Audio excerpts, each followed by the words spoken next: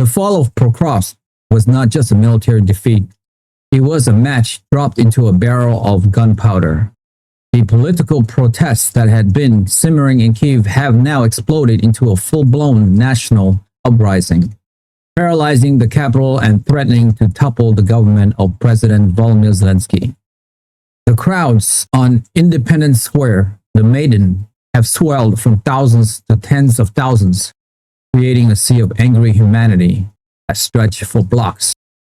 The movement has reached a critical mass fueled by a potent and toxic mix of military humiliation, political betrayal, and profound fear for the nation's survival. What began as a protest against a controversial decree has morphed into a revolutionary movement with a single unified demand: President Zelensky must resign. The atmosphere in central Kyiv is electric, with a tension that feels heavier and more dangerous than at any point since the war began. The air is thick with the smoke from wood fires burning in metal drums, a stark echo of the 2014 Maidan Revolution. The sounds of patriotic songs are now frequently interrupted by thunderous chants of "Resign" and "Traitor." The character of the protest has changed. The initial crowd of students and Kyiv intellectuals has been joined by organized columns of veterans, grim-faced men in mismatched uniform, some leaning on crutches. They carry banners not of political parties, but of their fallen brigades. Their presence lends a powerful and intimidating moral authority to the uprising. They are the men who fought and bled while, in their view, the government in Kyiv failed them. Their participation has signaled that this is no longer a fringe movement, but a deep and broad expression of national discontent. The crisis deepened dramatically with the first major crack in President Zelensky's government, in a move that sent shockwaves through the political establishment. A group of 15 lawmakers from Zelensky's own servant of the People's Party publicly announced their resignation from the party. They held a press conference just a few hundred meters from the Maidan. Their statement, read by a prominent member of parliament who was once a staunch Zelensky loyalist: "We cannot, in good conscience, continue to support a government that has lost the trust of the people and the ability to defend the nations," he read, voice trembling. The emergency decree was not a tool for unity, but a weapon against democracy. The loss of Prokofiev was not a simple setback, but the result of catastrophic negligence. We call on President Zelensky to listen to the voice of the people, to put the nation before his own position, and to step down to allow for the formation of a government of national unity. This defection was a devastating political blow, signaling that the president's authority is collapsing from within. Zelensky's government responded not with concessions, but with force, a decision that has proven to be a catastrophic miscalculation, invoking the expanded power of his controversial decree. He authorized the Security Service of Ukraine (SBU) to restore order.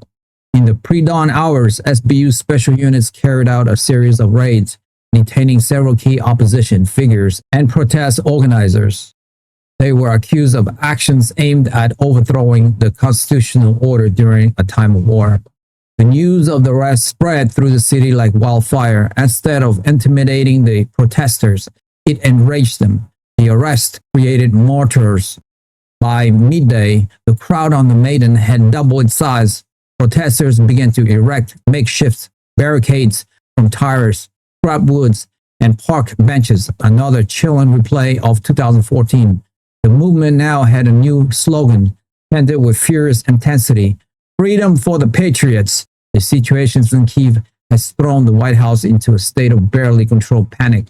President Donald Trump's grand plan for an August peace summit is disintegrating before his eyes. The main Ukrainian signatory is now fighting for his political survival and using force against his own people.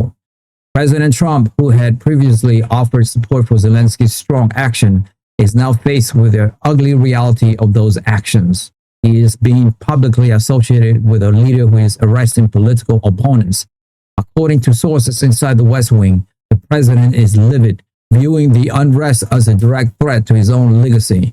He reportedly demanded of an aide, "How am I supposed to make a peace deal with this guy if his own country is trying to throw him out? It makes me look weak." The official American response is now a frantic damage control operation. Secretary of State Marco Rubio, looking strained, appeared before the press to deliver a new, more urgent message. The United States is deeply concerned by the escalation tensions and reports of arrests in Kyiv, Rubio said, departing from his earlier, more supportive tone. We condemn all forms of political violence. We urge the Ukrainian government to show maximum restraint and to respect the fundamental rights of its citizens to peaceful assembly and free speech. At the same time, we urge those protesting to remain peaceful and not allow this situation to be exploited by external enemies. The only party that benefits from chaos in Ukraine is Russia. We are calling for an immediate roundtable dialogue between the government and opposition leaders to find a peaceful path forward. This statement was a clear signal that Washington was stepping back from its unconditional support for Zelensky and was now desperately trying to mediate a crisis that it had inadvertently helped to fuel. The Pentagon and the intelligence community are consumed with the potential military consequences of the political breakdown. Secretary of Defense Peter Hegseth is receiving hourly updates on the state of the Ukrainian armed force. His greatest fear is a schism within the military itself. There are unconfirmed reports of individual units declaring their loyalty to the protesters and even rumors of some formations abandoning their positions in the east to head toward the capital. While these reports are not yet verified, the possibility of a civil conflict within the war is now the top concern. A fractured chain of command is a nightmare scenario. Hegseth is said to have told the National Security Council, if Ukrainian soldiers start fighting each other, the front line against Russia will cease to exist. The entire country could be overrun. The debate over sending long-range missiles has been rendered almost moot. The more immediate question is whether there will be a stable, functioning Ukrainian army left to receive them. Director of the Central Intelligence Agency, John Ratcliffe, is working to provide President Trump with a clear assessment of the key players on the ground, including potential successors to Zelensky. The CIA is evaluating the leaders of the protest movement and the defecting politicians to determine their leaning, their reliability, and whether they would honor the commitment made in the Istanbul framework. The entire American security establishment, from Secretary of Homeland Security Kristi Noem's team monitoring Russian disinformation campaigns, aim at amplifying the chaos, to Attorney General Pam Bondi's department considering the legal ramifications of a change in government, is focused on this single escalating crisis.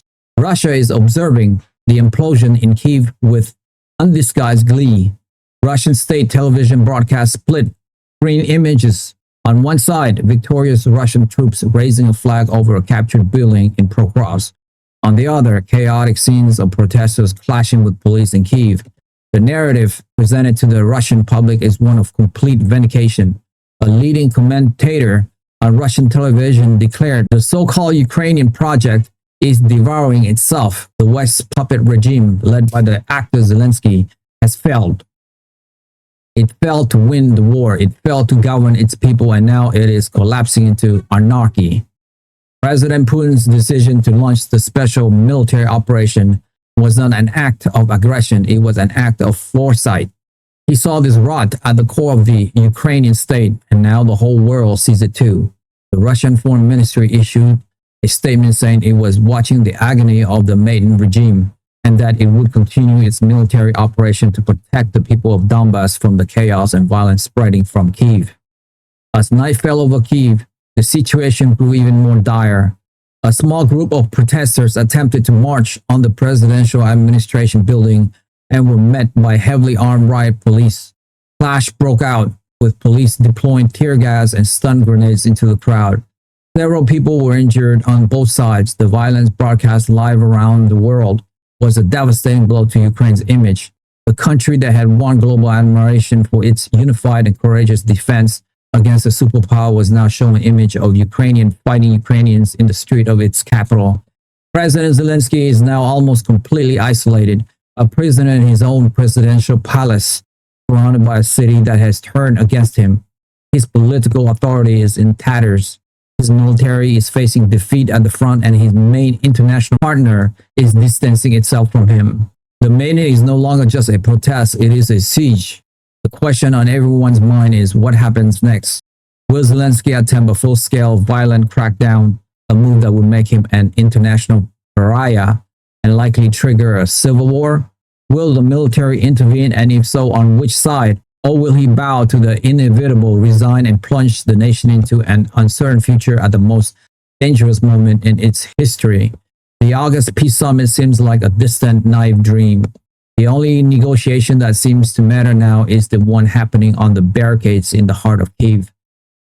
Many of my listeners, like 70%, haven't subscribed to my YouTube channel, and so many of you don't even know that you haven't subscribed. That is actually what makes the show going. It's almost like you're making a donation to the show. So that's why I ask again and again, because it enables us to grow and grow and grow. And we're going for the long haul here. And listen, if this is your first time listening to So Rich, you don't have to subscribe. You guys, your first one's on me. But if you have watched the show before, it's like you are a freeloader now. So all I would ask you is, if you have seen the show before and you like it, help me, help my team here. Hit that subscribe and like button now, and we will continue to build the show for you. That I swear. Thank you to all of you guys who have subscribed. It means a lot to me. Thank you so much. That's all for me for today. I will see you soon. Bye for now.